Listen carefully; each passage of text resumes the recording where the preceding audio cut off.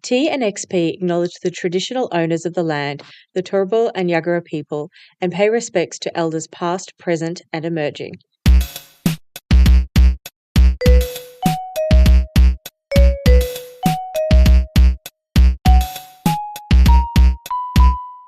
Welcome to T and XP, a couple's cozy gaming podcast. We're feeling cozy, and we hope you are too.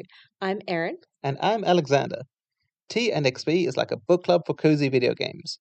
And today we're going to be looking at, covering, and discussing Unpacking. You have to stop reading everything like it's a promo, though. But I like your promo voice. But I do like how you describe it as a book club for cozy games. I don't know what you're talking about, Erin. This is my normal voice. You gotta go to a more transatlantic one, babe. Okay, I can start talking normally. There is a lot of latest release cozy content out there, and I think perhaps ironically for cozy gaming, there's a lot of time pressure to keep reviewing new content and pre-releases and demos. I think this is part of the problem. Is it can't really get stuck into reviewing any of these things, let alone going into some of the more book club-esque things like what you felt like, how your experience in the game was, because unfortunately, a lot of time it's just previews and it's just covering the pre-release footage. Yes, yeah, and I really love and appreciate people that cover that. Like, there's so many Yeah, good things that I've discovered because of wonderful people that do that as well. But yeah, just that next layer down as well. So yeah. yeah. But we've mentioned cozy gaming a lot, and we talk about in our lives together, you and I, about what makes for a cozy game. Should we try and define it for our listeners? Yeah, so obviously cozy gaming can be a lot of things, and this is just going to be our definitions. But we think cozy video game content can evoke feelings of being snug, comfortable, or secure. It might feel safe, pleasant, or wholesome. Cozy games can be narrative rich with character growth and beautiful settings. But just to be challenging, we also think cozy games can be some challenging and movie storylines, such as grief and change and even death. What cozy games have in common is that the player has a safe space to really explore some of these themes. Yeah. Additionally, I think cozy gaming can relate to mechanics, so how you play the game itself. Generally, in cozy games, there's no risk of permanent death, which I love, and you're safe. Or if you're not safe, you will be safe again soon. Like, there's not really long stretches of peril, and there aren't any big time constraints, or if they are, they're quite low stakes. There can be combat, I think, in cozy games, but it's not going to be gory. And I could totally be wrong here, but I've yet to see it against humans in cozy games. Yeah, so it'll be like beating up a skeleton or a slime or something. It won't be Yeah. kind of, fighting someone. Yes, exactly. Well, yeah, you don't have to play the games that we're going to discuss here on TNXP. Just as you don't have to read all the books and watch all the films that you hear about in book and film review podcasts. We just think that cozy video games deserve more appreciation and awareness. You don't even have to be a gamer to enjoy TNXP. I wasn't even a gamer when I started my cozy gaming journey. I'm so glad you bring that up. Why don't we talk about that for a little bit? Sure. It'll be a great relatable anecdote for our listeners. Absolutely. I'm just like other people. I came into cozy gaming through our game of today, actually. I was burning out at a new job, and my lovely husband slash you slash Alex was super worried about me, and I wasn't really reading, or I wasn't doing any hobbies, unless you count doom scrolling. I And do not. no, I noticed. And I was just sort of drying up. Yeah, you'd been trying to get me to do hobbies during lockdown as well, and I'd had some really fun, like some really fun, some really fun.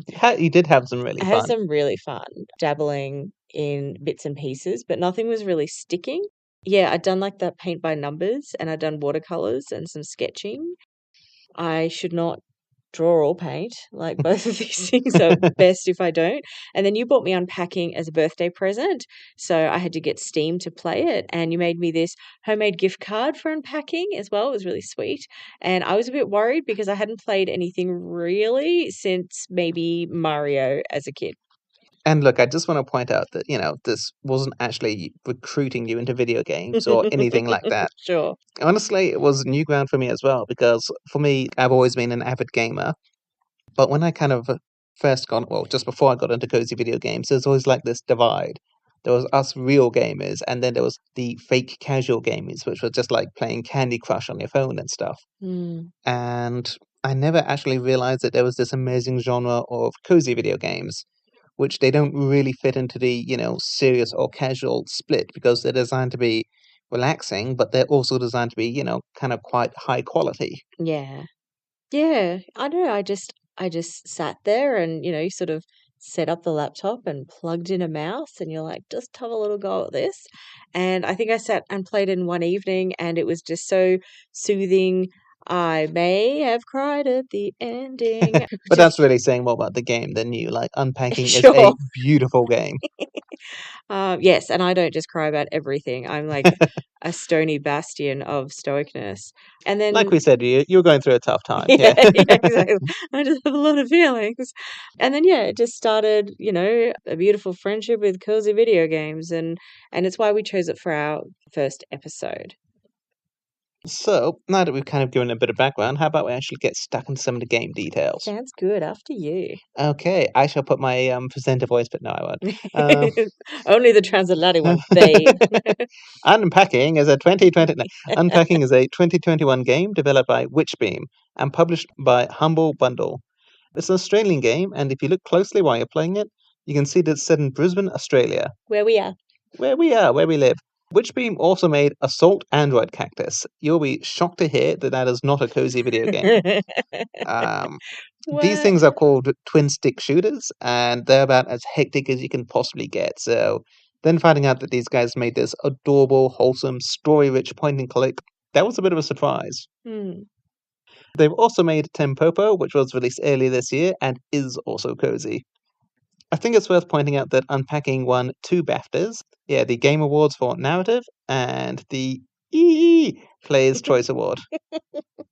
That's the one where they've kind of trained dolphins to Oh, play video games and they nice. picked out their favorite ones. Cool. Yes. Do they present or do they have to get like human translators? So they used to present them, but there was a lot of concerns about animal exploitation. That's true. Yeah, and so That's now true. they just get the dolphins to play the games and to vote, and they don't actually appear on stage anymore. That's fair. That's Yeah, fair. It's a good compromise. yeah. Getting back on track, the EE Best Game Awards, the only thing you really need to know about it is that it was the premier category for the BAFTA Awards. It had to compete against some really big AAA production games, so it's pretty exciting to see a little indie title like Unpacking win. So, unpacking is a game where you are unpacking your moving boxes and you put the contents around your room, and you never actually see the character that you're playing as. But each time they move house, you get all of their boxes and stuff, and you have to decide where it belongs. And if you were as old as we are, or a particular age as we are, there's some really beautiful nostalgia moments in there as well. The first year of unpacking, like the first bedroom you unpack, is in 1997. Yeah, it's just really sweet because there's like troll dolls and there's My Little Pony. There's Operation, except they don't call it Operation because that must be Yes. copyrighted, so it's Procedure. And in a very nod to Queenslanders, there is this kind of they have VJ walls, which is a very particular construction type that you see in Queenslander houses and For almost nowhere else in the world. I was just going to say for hordes of international listeners, that is short for vertical joinery, and so they're basically vertical wooden planks. Join us for more construction. We could do a construction We podcast. could, We yes, we could. could do like an amateur hour home We reno, bloody yeah. could. Hey, But there's like, probably quite a few of those out there, and there are weirdly no cozy gaming podcasts. So this is yeah, true. We should just stay in our lane. yeah. But if anyone does actually want to know how to like gap fill and paint VJ walls, we're actually really good at that too. So yeah. Yeah, just back to the game part of it. We'll circle back to construction in future episodes, I'm Uh huh. sure, yes. But yeah, you just, you click the box, you take things out of the box and you pop it where you want to. If you don't like it, you can move it. There is this tiny little figurine you get in the first level that is a double-decker bus. And I just thought that was really lovely because I had a double-decker bus when I was a kid as well. Yeah, it was interesting. I'd say, I don't know, how old would you say the owner of the first bedroom is? The first one, yeah, they're kind of, I'm gonna say like early teens or something. Yeah, yeah. Yeah. Oh, My Little Pony though. Ah, that's true. They could be way younger than that, yeah. Yeah. I don't I don't know. know. I didn't do My Little Ponies. Not your lane. So yeah. Yeah, each level you go to, you're a little bit older. It's the same character, and some of your stuff is the same, and then some of your stuff is new. Just as when we get older, we get new stuff. So one of the things which kind of really gives a sense of progression and character development, even though you never see these people directly, is you see how their kind of collections grow. And That's so, so lovely. yeah, so it's going to be like them collecting travel souvenirs. So, like you said, you'll start with the double-decker bus, and then they'll get like a little monument of the Eiffel Tower and such. Yes. But there's also other things like you'll see how their taste in clothes kind of changes over time. Yes. You'll see how they kind of accrue more professional materials as their job develops and like Yes. qualifications. And you'll see how like a treasured plush toy gets a little more battered and a little I more patched up and know. repaired. And yeah. No, Mr. Pig. Yes. Oh, and there's like bug spray in one of the kitchens, which is just so Queensland. It's fantastic. And I said, there's some lovely things that really date it. Like when she's at her like university dormitory, her computer monitor is huge. It's just big old computer as well. But yeah, it's really cool. She goes and lives in, I assume it's a she, just because of the nature of some of the clothes and stuff. But yeah, the share house. She goes lives in a share house. Once you get to certain levels, you do have to put some stuff in the correct spot. So, for example, you can't put like a fry pan in the bedroom. You have to go and find the right spot for it in the kitchen. But they're just a few bits and pieces just to help you, make sure you get a few things right as well. And yeah, you go to university with her. You go to a share house with her. I had the exact garlic crusher in the share house from IKEA. That is a Yes. relatable garlic crusher. It had an eerie sense kind of conjuring up some very familiar items like from Yes. that time. It's like everyone had that garlic crusher, everyone had that binder book when they were a teenager, and yeah. Yes, yeah. Oh, the CD player as well. Like Yes. I was like, I swear I had that. So, and then you move in with your post-university boyfriend and you get to the worst level on the planet. When we say West, we mean like from an upsetting story perspective, not Yes, mechanically, no, yeah. it suddenly becomes terrible. Why didn't you finish it? Yeah. So that really introduces one of the kind of new challenges in this game where you're not just moving your stuff into an empty shelf on your allocated space.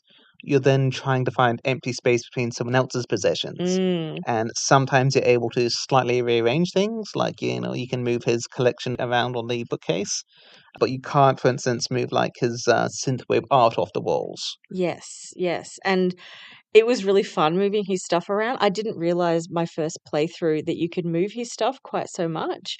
So in my second playthrough, which I played in the lead up to recording, I was like, "Your stuff's over there, and I'm going to put all my stuff here," because I wanted him to make room for her, and he doesn't. And yes, it makes me sad. There's just no room for her.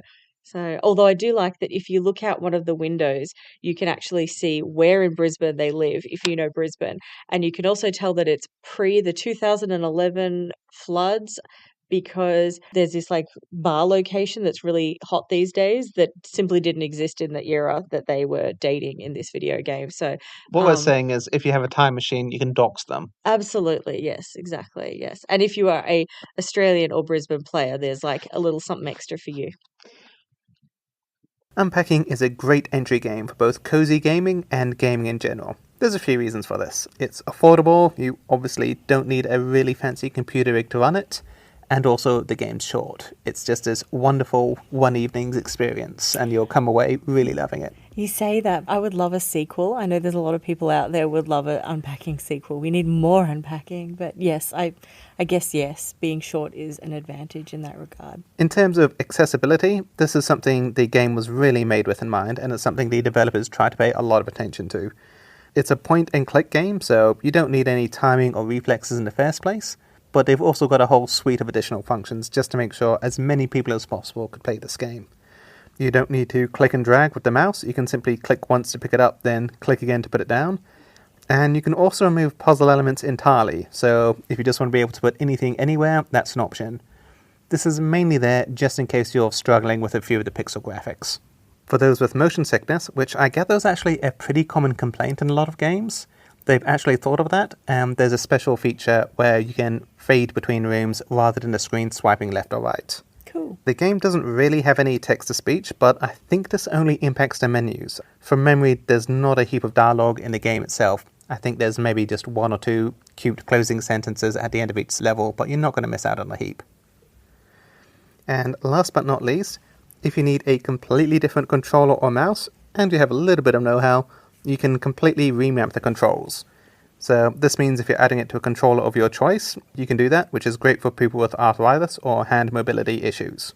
And that's interesting that you say that, because I got my mum into gaming via Unpacking, and she was about 71 at the time, and she found it really easy on her hands. She has some moderate arthritis, and she played and replayed this more times than I cared to share, but it also led to her getting her own Steam account. Yeah, I thought that was pretty cool. It is pretty cool. We said it before, and I actually won't say it again. This is just a great game for anyone, in particular new gamers. This game is cozy because it's very gentle.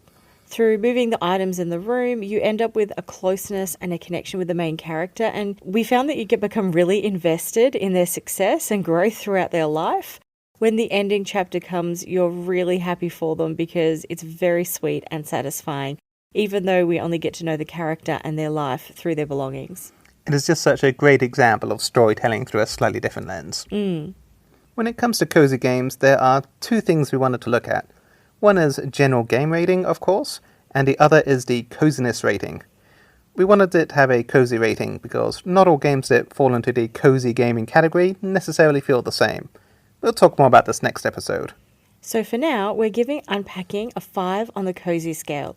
It's gentle, there's no time pressure or peril, there are no upsetting themes or ideas beyond that dreadful boyfriend in room 6, and it's very heartwarming and satisfying at all times. In terms of the game itself and actual gameplay, I would give that a 5 out of 5 as well. It's fun to play, it's great for everyone, and you'll have an absolute delight playing this premier title of the cozy genre. If you prefer to rate your games on the tier scale, starting at S with the best and going down to A, B, C, D, etc., we rank Unpacking at an S tier, because it's a super game, and it's a game that means a lot to us. That's all we have for today. Thank you for listening to T&XP, a couple's cozy gaming podcast. Stay cozy. Like your favorite childhood toy.